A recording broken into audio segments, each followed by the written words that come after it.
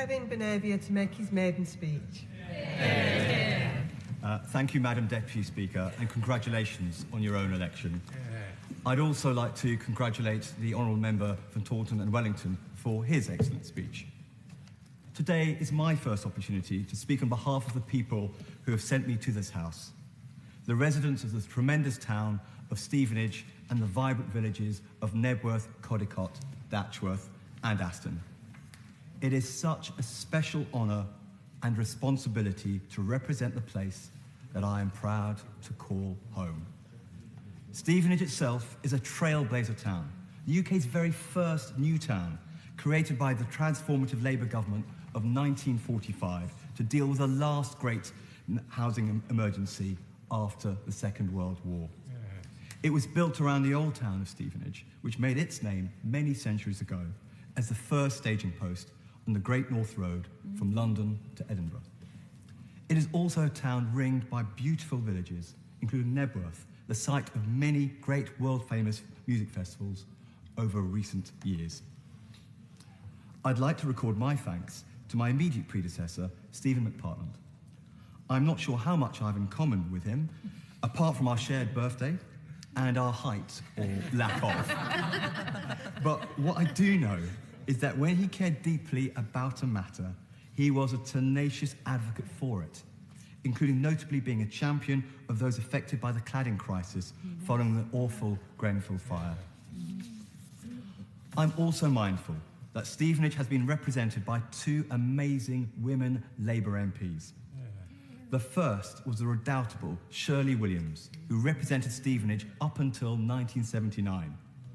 In her own maiden speech of 1964, she described Stevenage as a microcosm of modern Britain. That was at a time when the new town of Stevenage was being built, providing the new homes and jobs that attracted people of all backgrounds to start new lives and families there. Our town was, is, and always will be a town of aspiration. Stevenage makes a leading contribution to health and security around the world, whether that's our internationally renowned hub for life sciences, with GlaxoSmithKline being the town's biggest employer, and the brand new Autolus facility manufacturing T-cell therapies for cancer, or our indomitable defence industry with MBDA manufacturing the Storm Shadow missiles, which I am deeply proud are being provided by this country to Ukraine to fight back against Vladimir Putin's horrific invasion. And Airbus's Defence and Space UK headquarters, which provides a quarter of all satellites used in space. They say the sky's the limit. We in Stevenage like to travel that little bit further. Yet to be at the forefront of modernity, you need to empower people with the ambition, the vision, and the skills to make it happen. This was something the next Labour MP for Stevenage, Barbara Follett, championed formidably.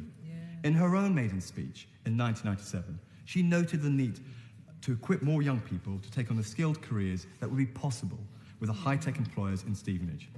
She was then part of the Labour government that placed education at the heart of its programme from early years right through to advanced qualifications. Now the challenge in Stevenage, as across so much of the country, is to ensure that there are homes in which people can grow up, work hard, and grow old with dignity. It is a painful irony that the original residents of our new town now watch as their children and grandchildren face down the lost dream of home ownership or even renting a home. That's why I'm so pleased that a priority for this Labour government is to build many more new homes to meet this housing emergency, including new towns just like Stevenage. And I'm delighted that another Labour woman from Stevenage, Baroness Sharon Taylor, is a housing minister in the other place. I'm looking forward to working with her and others in our new government to help build the homes that Stevenage and our country so desperately need. So I'm proud of the legacy of Labour women from Stevenage. It was pointed out to me recently that I'm the first male Labour MP for Stevenage. I've looked into that, and it turns out I'm not. That first goes to Philip Astley-Jones, elected in 1945. He deserves to be remembered for championing the building of Stevenage New Town, despite many misgivings at the time. I then thought I might be another first. One of the reactions to my election, which I had not been expecting, came from the country of my birth, Malta, where it has been proclaimed that I am the first Maltese-born member of this House. I've looked into that one too, and again there was another first. Gerald Strickland, the member for Lancaster in the 1920s, and subsequently Prime Minister of Malta. I can confirm I have no plans to follow his career path. But I think the point in life is that being the first is not as important as acknowledging how you achieve your dreams and ambitions. Not alone, but thanks to the support of others. My mum and dad moved to this country from Malta when I was an 8-year-old boy. They worked so hard so that my brother and I could wish for nothing. I was also lucky to have teachers who believed in me so I could believe in myself. From a young age, my mum and dad instilled in me that if you see a problem, you roll up your sleeves and you fix it. Since then, I've done just that. I've worked as a solicitor, getting justice for victims of the phone hacking scandal. I also served for over a decade as a counsellor and an armed forces champion, helping residents with their problems and focusing on the needs of veterans. And as someone who came to this country as a little boy, I've also campaigned for the welfare of child refugees who have never had the luck and support that I had. It is that instinctive drive to serve and make a difference to people's lives that brought me to Stevenage, the town of aspiration. So as I talk about championing the needs of residents, I want to touch on the topic of today's debate, a topic that matters a great deal to my constituents. I'm delighted that the very first bill of this new government is to improve our railways by establishing Great British Railways and bringing train operators into public ownership.